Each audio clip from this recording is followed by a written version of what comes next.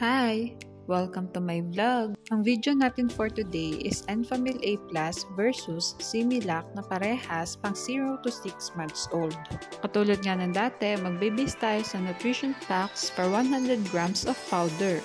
Okay, simulan na natin. Sa ARA and DHA, lamang ang Enfamil, ngunit wala itong gangliosides. Samantalang lamang naman ang Similac sa energy, protein, fat, linoleic acid, linolenic acid, and ganglioside. Sa carbohydrate, dietary fiber, octoligosaccharides, and 2-fucosylactose, lamang ang Enfamil, ngunit wala itong oligosaccharides blend. Samantalang lamang naman ang Similac sa oligosaccharides blend, ngunit wala itong dietary fiber. Lamang ang Similac sa first category. Sa vitamin A, thiamine, riboflavin, niacin, pantothenic acid, vitamin B6, and biotin, lamang ang Similac, samantalang lamang naman ang Enfamil sa folic acid.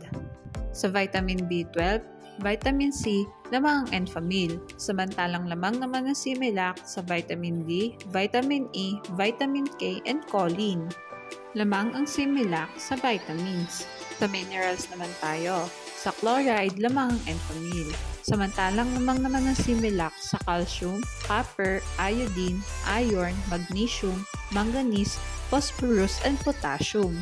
Sa selenium, sodium, L-carnitine, inositol, and taurine, lamang ang Enfamil. Samantalang lamang naman ang Similac sa zinc. Lamang ang Similac sa minerals. Other nutrients naman tayo. Ang Enfamil ay may phospholipid at sphingomyelin na wala ang Similac. Ang Similac ay may lutein, carotenes, and nucleotides na wala ang Enfamil.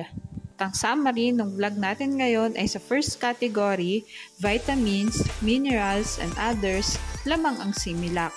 Sa price naman tayo guys. Wala akong makita guys na magkaparehas na weight ng dalawang gatas na ito at ito na yung pinakamalapit. Pero makikita natin na mas mahal ang Similac kaysa sa Enfamil. Pero lagi natin tatandaan, pumili ng gatas na hiyang sa bata. Mahalagang paalala, breast milk is the best milk for babies. Hanggang dito na lang ang vlog ko. Thanks for watching. Please like and subscribe for more videos.